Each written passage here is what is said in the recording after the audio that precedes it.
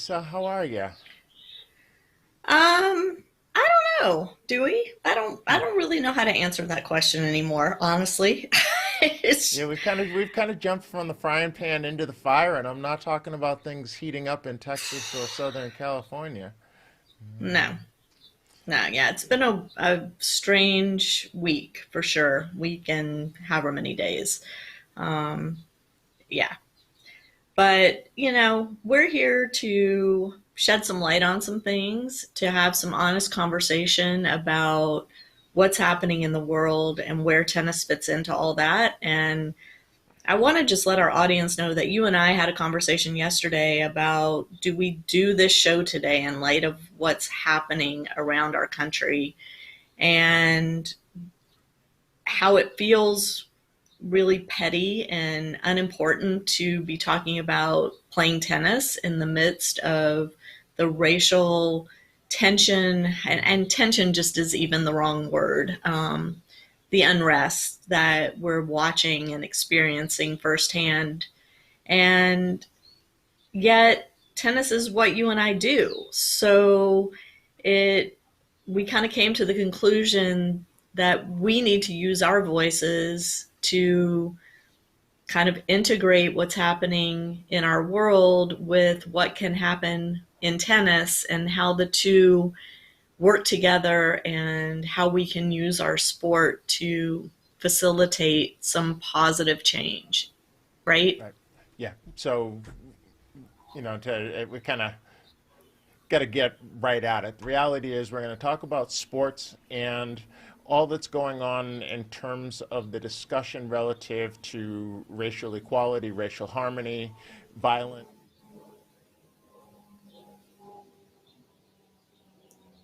Oop, we lost you there, Dewey, or I lost you there. Are you there? Yep. Yep. Okay. I suspect, yeah, there's a setting. We've been playing with things a little bit. So, can you hear me now? Okay.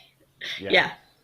So, where this discussion is going to not be about the violence that's happening, but certainly having the discussion which was spurred on by the most recent violence, the murder of George Floyd. I keep struggling with a name. I don't know how you can say a name so much and struggle with it over and over and over again, and not because it doesn't matter.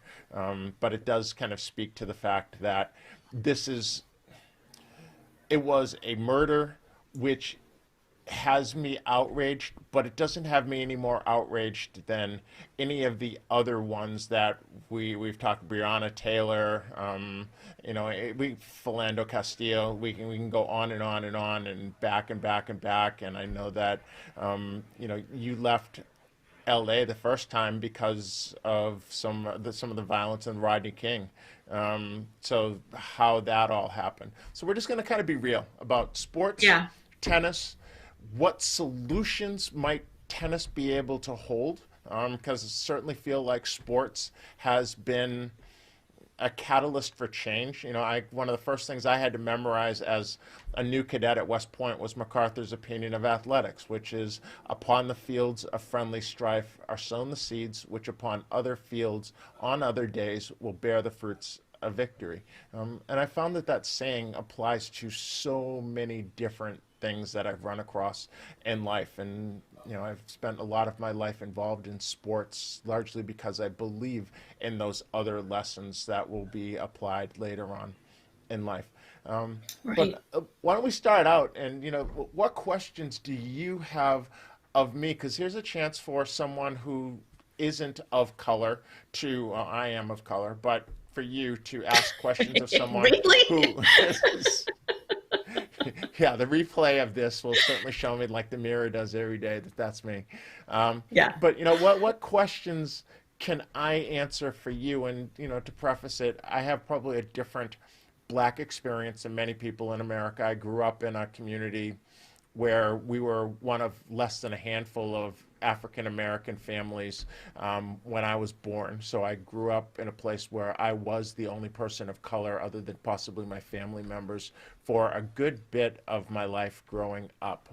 So I see things maybe a little bit differently, but I'm open to Yeah. answer whatever questions you got. Okay, well, and I think, this is an opportunity to have this conversation, and I want to say before I start asking my questions that I have so much respect for you and the way that you handle conversations with me. Someone who hasn't walked in your shoes. As a Jewish person, I've experienced anti Semitism, absolutely. But being discriminated against on the basis of your religion, which is not evident the second you walk into a room full of people, is very different from being discriminated against based on the color of your skin. So I want to just start out by acknowledging that I understand that difference.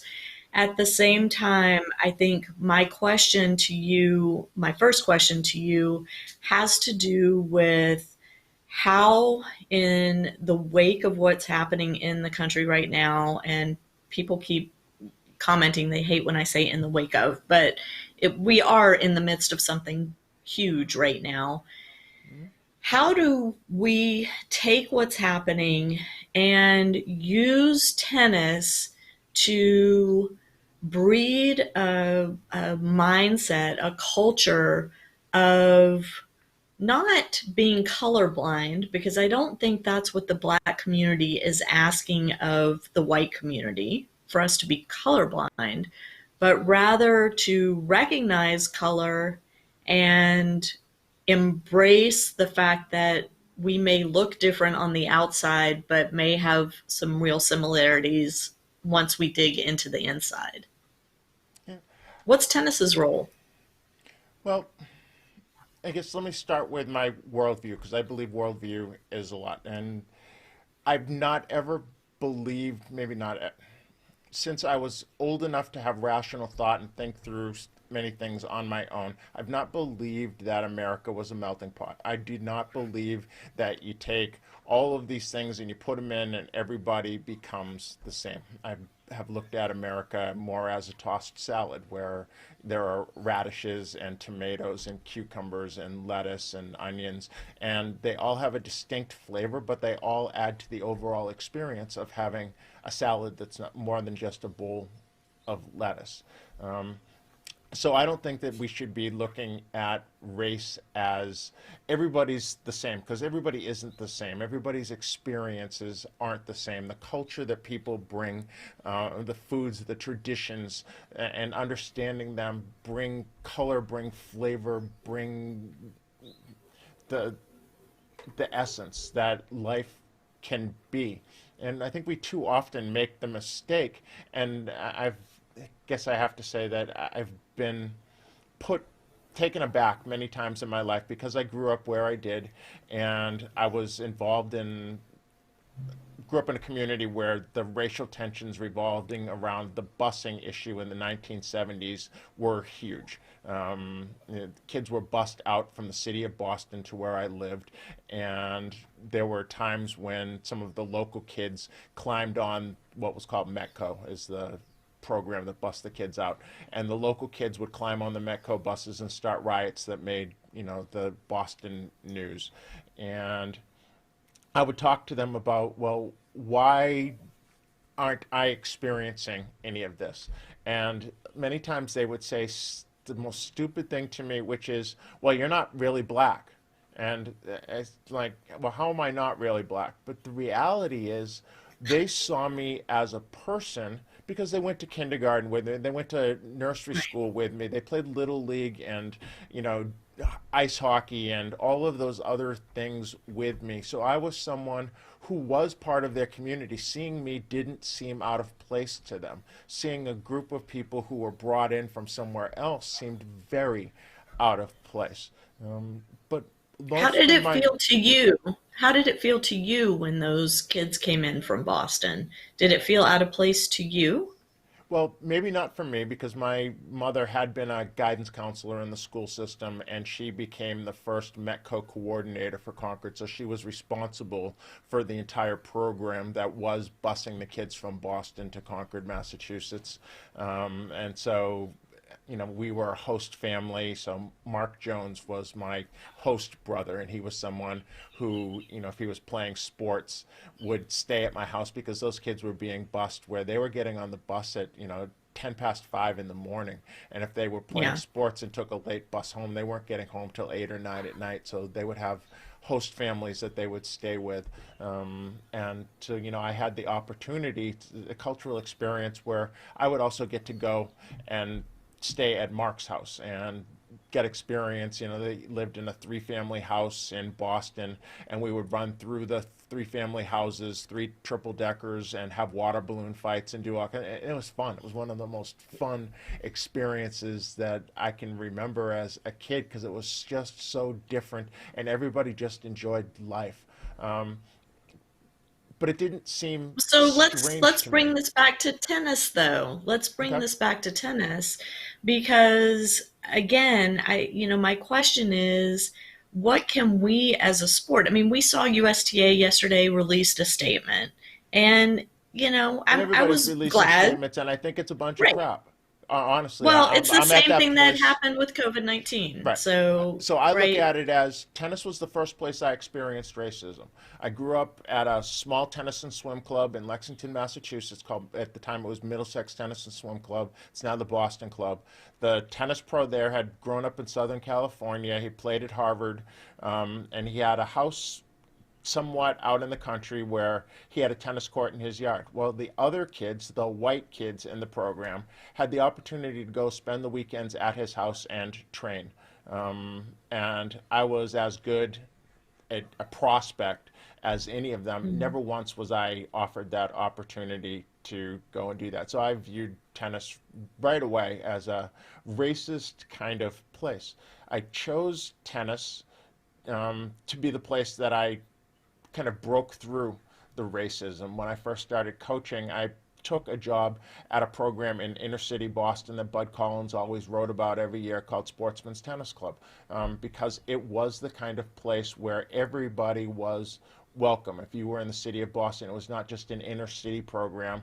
As a matter of fact, it was one of those great iconic programs that it almost became hard for the kids that lived in the projects right next door to the program to get into because, people with money find ways to get into the things that have value. So there were a great mix of people, many of whom did well financially, but some who didn't. And tennis was this was their first exposure as a family to tennis. What I found, Well, and I was oh, going to ask you though, I mean, choosing to choose tennis, knowing that, I mean, I'm sure even as a young child, you would watch tennis on TV or read about tennis, and you didn't see a lot of people that look like you. Arthur Ashe. So, That's it. right. So yeah, so I gravitated towards people like Vijay Amritraj or Raul Ramirez from Mexico, anybody who had some kind of flavor to them. Because yeah, you're right, there weren't a lot of people like me that I could use as role models.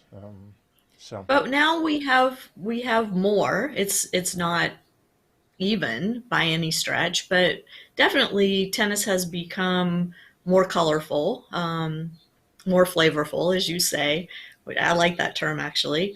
Um, and so we're seeing kids of color, whether they be black or Hispanic or Indian, being drawn into the sport because it is more accessible. in spite of But itself. yet right, but we still do hear those stories of kids being discriminated against based on skin color. And I suspect some of that comes from the fact that if you walk around junior tournaments, a lot of the officials are of a generation or two older than even you and I are. And the majority of them look like me, not like you. If, I have a hard time. Tennis has fought itself for a very, very, very long time. And what it does is it brings in experts to try and solve problems, but it solves the problems by creating separate solutions outside of the mainstream rather than figuring out how to make things more inclusive. It becomes, and we could have a long discussion about integration and its value, and that black communities were stronger during segregation than they became afterwards because the people that could Right. leave left, and they left behind those that were least able to bring each other up. Um, but the reality is, tennis set up, NJTL programs and these inner city CTAs that are full of people who all look the same. And there wasn't things that were inclusive. When I will tell you the absolute best programs I ever had, but one of them was something that was called the Mind. Oh, we just lost your audio again, Dewey.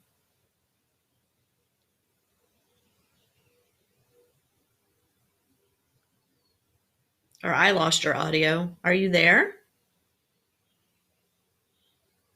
Producer Kim, I don't know if you're getting his audio, but I am not. Am I back?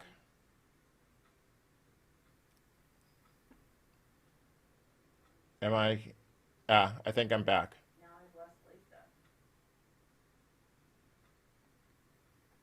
And now Lisa's gone. Lisa, can you hear me? But we can't hear Lisa.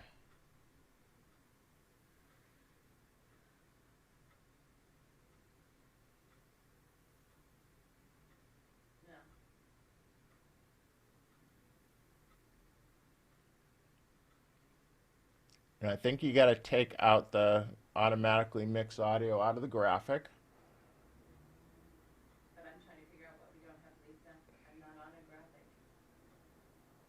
Why don't we have you? Lisa, if you can hear me, why don't you go out and come back in? And I bet, hopefully, we're going to fix it.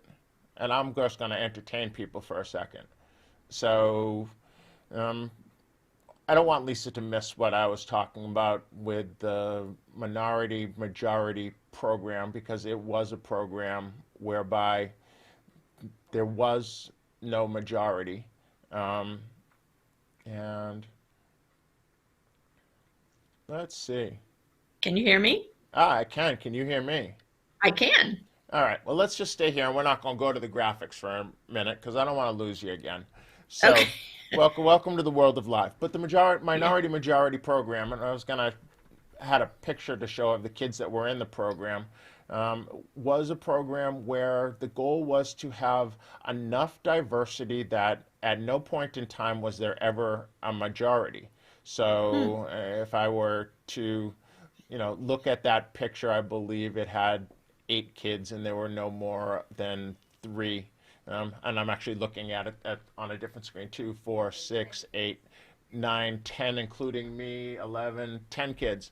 And there were no more. They're, represented by a couple of Indian kids, my kids that were mixed. A young lady who's,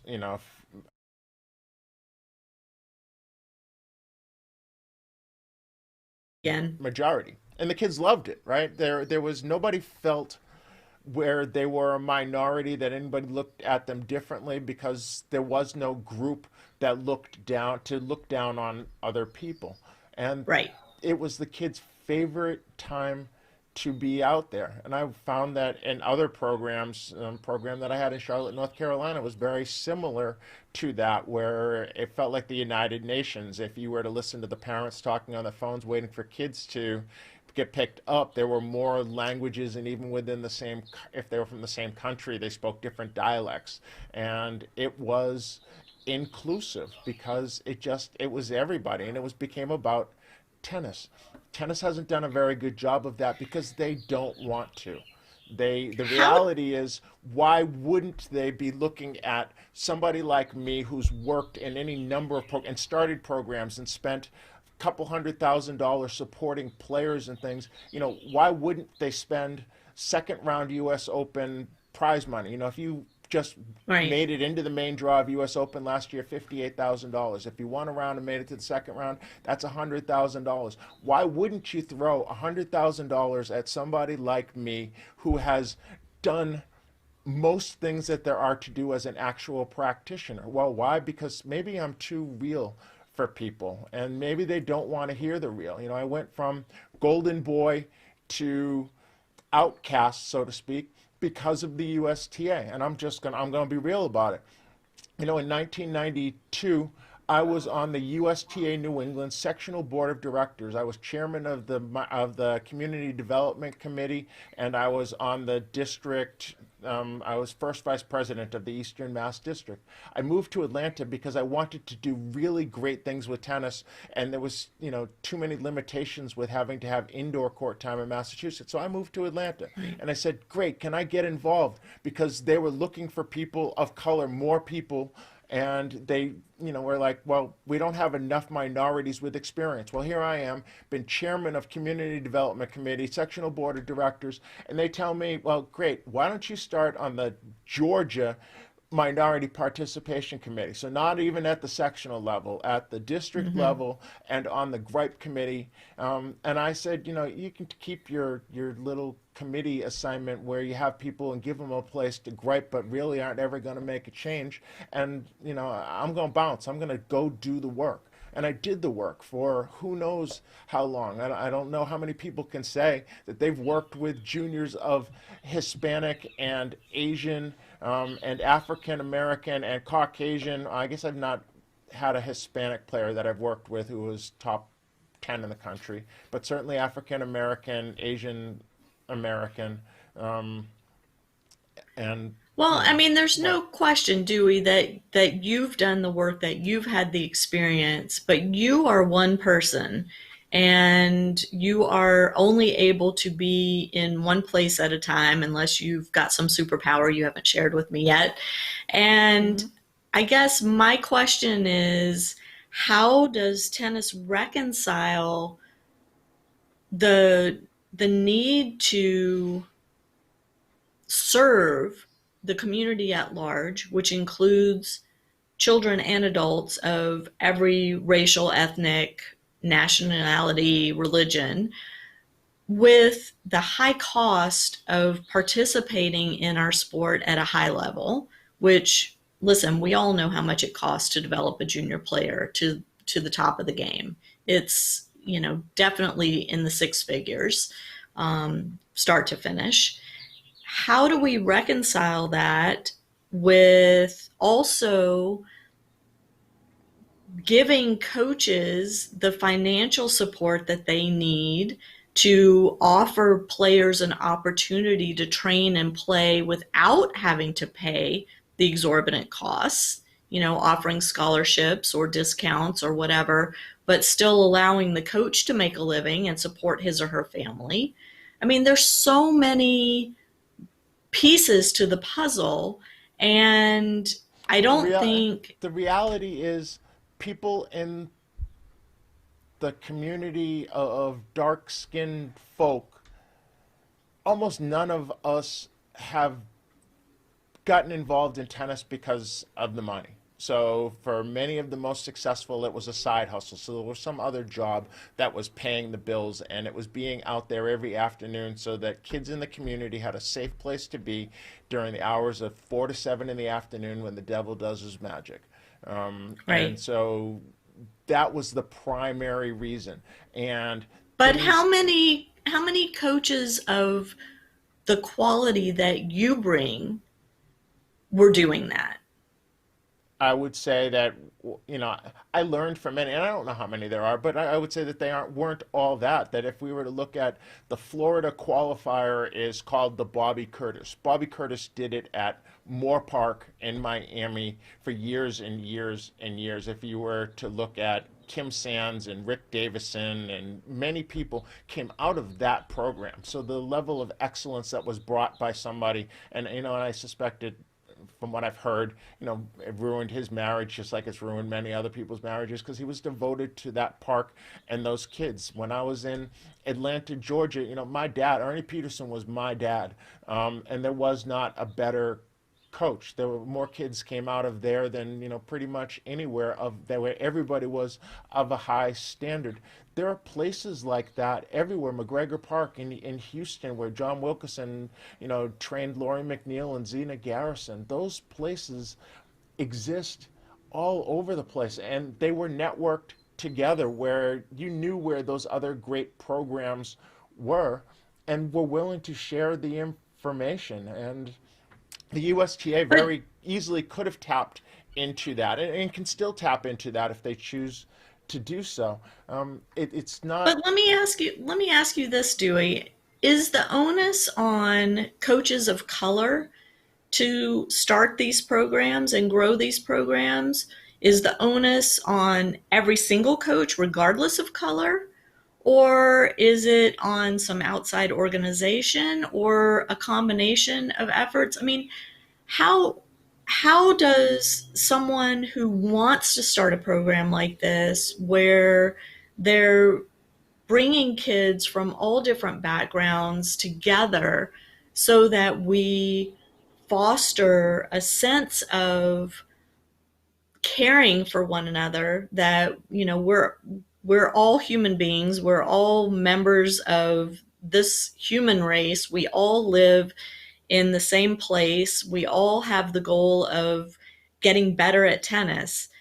How do we start that movement, or not start it, because obviously it already exists in some communities, but how do we grow that movement and make our sport a beacon for other sports to look at and say, hey, if rich white country club tennis can do this, certainly other groups can make this happen. I'm looking for real concrete suggestions. Let's get people, thinking about how to bring these types of programs into their communities, or if the programs already exist, to shine the light on them and let them be a model.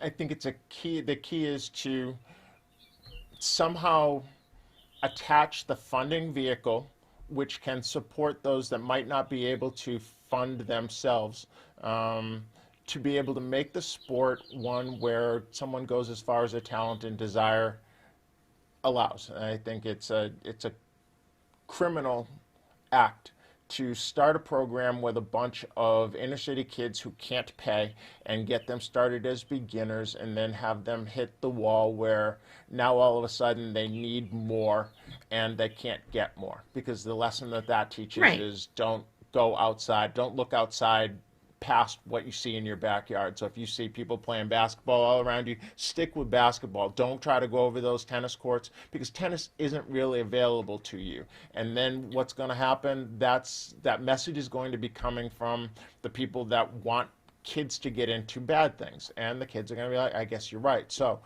I'm going to Right. go do what I see the guy driving the Cadillac or the Rolls or whatever it happens to be at this point in time, what they're doing. And that's generally not real good stuff. So we know the answer is not coming in and doing a 1 day event or a 2 day event, and then bringing in rackets, bringing in shoes, bringing in balls, bringing in nets, and then at the end of the event packing all that stuff up and hightailing it out, which in the past we have seen that from our governing body. That's not a solution. That's a, dangle a carrot and then yank it away. Okay, that doesn't work. We don't, that's not what we're hoping for here. We want sustainable programming. We want money that doesn't just come in for 1 year or one weekend and then disappear. We want things that are going to be sustainable. But we create change one person at a time and one program at a time. It's unreasonable to believe that we're going to dictate from above, that under this great big umbrella, we're going to make all of these changes. What we have to do is we've got to go find somebody who's in the park every afternoon, knowing that, the first afternoon I'm not in the park and the kids have to go find something else to do, they're not going to come back. So I'm going to be out there every afternoon, no matter what, and change that park. and change that community and create it. I know that I created a program in a public park in Charlotte, North Carolina. Well, one day I found a little 12-year-old African American boy hiding behind a tree, who wanted to play tennis. And when I asked him to come over, and he's like, "Well, I know it's going to cost a lot of money." And I said, "Well, I need to talk to your dad because I don't kind of negotiate with kids." He's like, "Well, we don't have any money, so you don't need to talk to my dad." Well, it ended up, he didn't start till he was 12 years old. And that summer, he was about as good as the beginner 7-year-olds. And he played some really horrible matches. But by the time he was done with junior tennis, he was on scholarship playing at North Carolina State University. He was a very, very good tennis player. Hmm. That was just me being But in a the park and funding, wanting to make a difference. And then some other right? people But stepped up still, along the some way and supported. And okay. And that's what I'm getting at. We all know that it costs money and the money has to come from somewhere. So if it's not coming from the families because they don't have it, and we can't expect coaches to just give away their time 100% of the time because coaches Mhm. have to support themselves, then where are the funding sources? We've got, USTA gives out grants, and that's all well and good. And listen, when I started the middle school program in East Cobb County, Georgia, it started with $1,000 USTA grant. But guess what? After the first year, that grant was gone, and then Yeah. I was left to figure out how to fund this thing. And I suspect that that's happening with programs all over the place where they kick off with grant money from the governing body, but then once that grant money's gone, they're left to flounder and figure out how to fund themselves. So where does the funding come from? How do we help coaches understand fundraising, and how do we help coaches understand getting sponsors for programs or asking the people in their communities to write that check? I mean, not everybody's good at asking for money. I stink at it. I Hmm. hate asking Yep. for money. Um, so how do we do that? I mean, to me, that's a tangible skill that we can help develop among coaches that want to start these types of programs and bring kids in who all look different from one another, like that photo that you showed us earlier. It's a matter of training and inclusion, right? There, we're back to the same thing. I was early. There was a time when I was actually director of player development for the American Tennis Association, which was the oldest African American sports organization, where folks of color had to play before we could play in USLTA events. At that point in Right. time, I wanted to know where all the great programs were, and so I went around to different places: Arthur Ashe Tennis Center in Philadelphia, and the program down in D.C., and what was going on. What I saw was there were a wide mix of people. If you were to look at how the organizations were structured, from both the volunteer and staff level, it wasn't just they weren't just black organizations. They were ones where if you went to DC and you went to the facility where the tournaments held, the H.G. Fitzgerald Tennis Center, and if you were to have looked at the offices behind the scenes, there were a lot of 20 something Caucasian white females who had just got their MBAs and were looking to cut their teeth in an environment where they were what we would call young hungries, right? They wanted to make a name for themselves and they wanted to learn in the trenches, and they were going out and finding the money to create tennis programs throughout the DC area all the time as part of what they were doing, also raising sponsorship dollars for what I'm not sure if it's still the Newsweek or what the name of the event is at this point in time. Mm-hmm. So somebody said, this is important. The sustainability is important. So we're going to not just put the people out on court, and however long the grant lasts, that's how long it's going to be. And we're going to end up with old balls and broken rackets and that need stringing. But we are going to take care of that part of it, which will enable it to be an ongoing, sustainable thing all the time. Because the reality is, if you've written one of these grant applications or filled out one of these grant applications, one of the things it asks in most of them is, what is your plan for Right. being able to Just fund yourself sustainability. after? Right. Yeah. Um, and yeah, so providing the assistance, providing somebody to step in, and so maybe the funding isn't to necessarily directly to the coach. It is to provide a part-time person who's able to research and write the grants for that area. Um, Right. Well, we're going past our time as always, but yeah. I would like to put out a call to action, Dewey. I would like to challenge those who love tennis and those who are committed to creating change in our sport, and not just from an optics point of view, but real internal change where anybody who wants to pick up a tennis racket and step foot on a court, regardless of skin color, feels comfortable doing that and feels welcome doing that. And so, my call to action is, if you are a coach or a parent or a community activist who feels that this is something important, identify a place in your community where you can set up or continue to support an already existing program that is following the tenets of being welcoming, being all inclusive, creating diversity, creating change from within, and identify people with available funding in your community to help sustain those programs or get them off the ground and then sustain them. And let us know what you're doing. We want to hear from you. So comment, email one of us, tag us on Twitter or Instagram or wherever you are, Facebook, and let us know what you're doing in your community or what you want to do if you're seeking financial support, and let us help you connect to people that can give you that funding. I mean, to me, that's a step in the right direction. And am I just being white here, Dewey, or and am I being Pollyannish?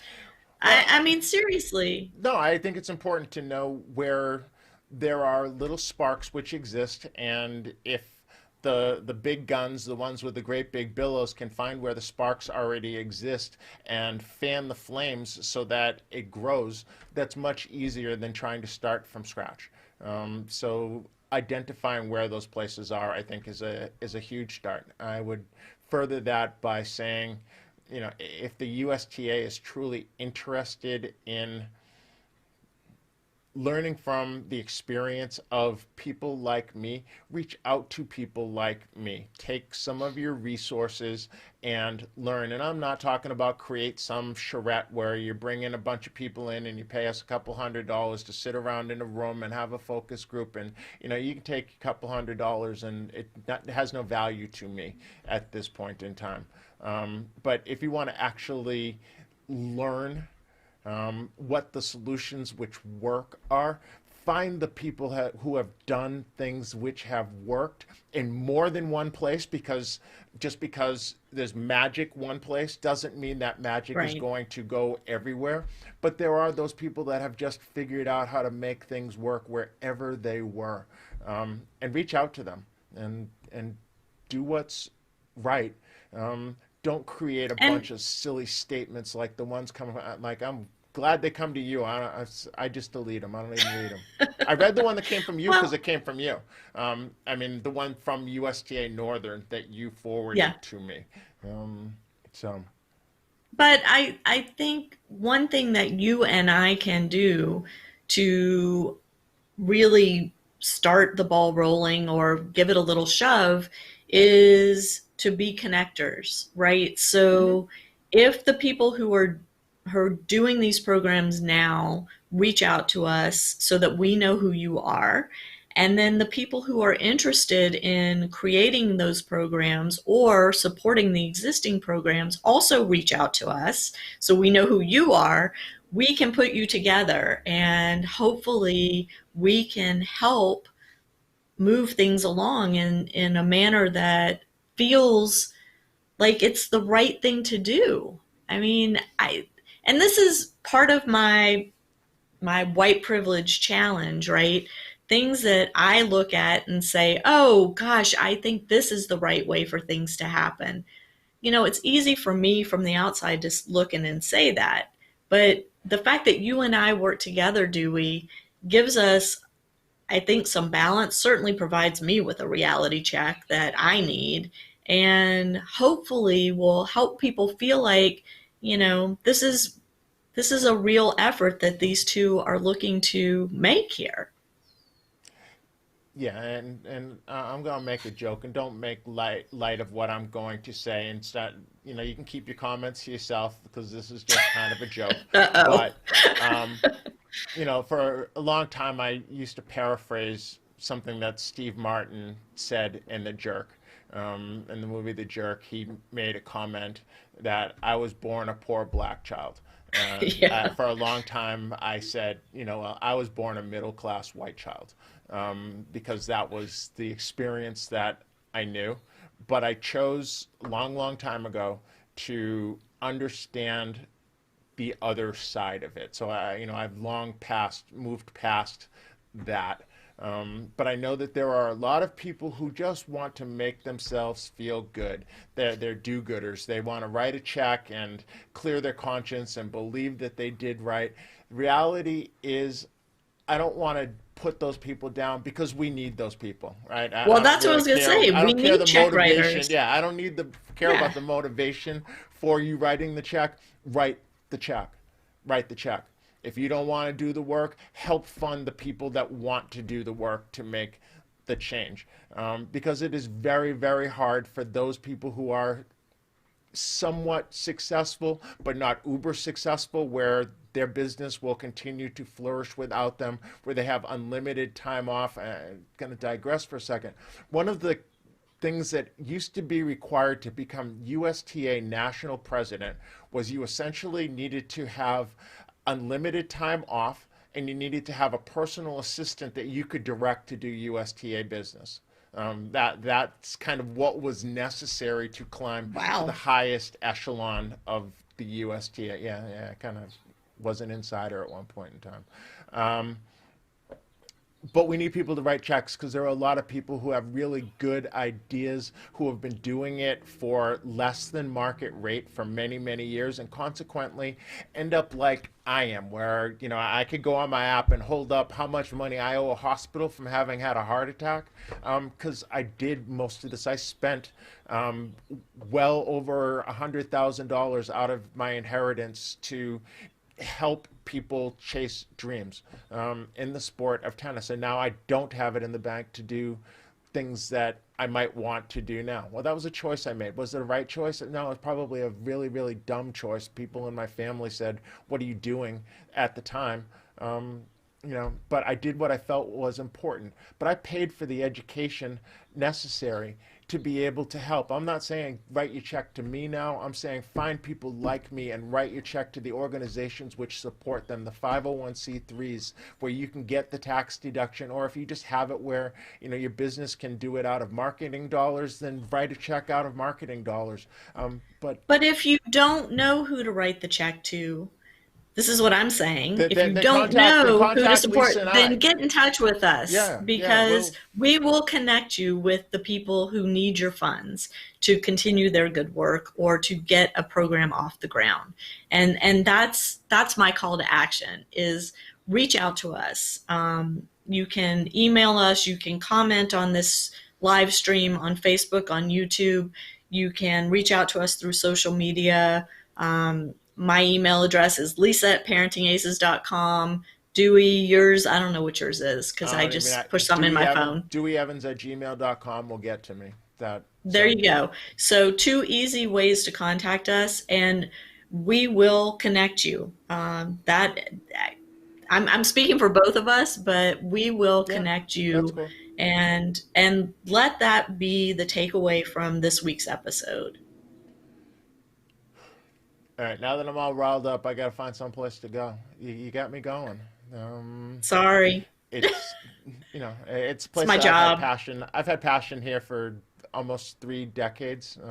So it's not going to just go away. I may have to find other places Good. to apply my craft and make more money, but I'd love to help tennis any way I can.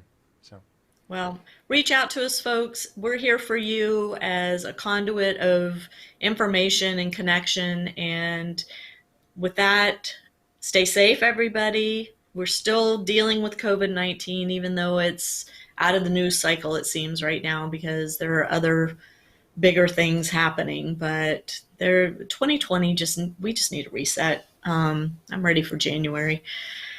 That said, Dewey, have a good week. Stay safe, stay healthy, keep that heart getting stronger. And as always, it's a pleasure to chat with you.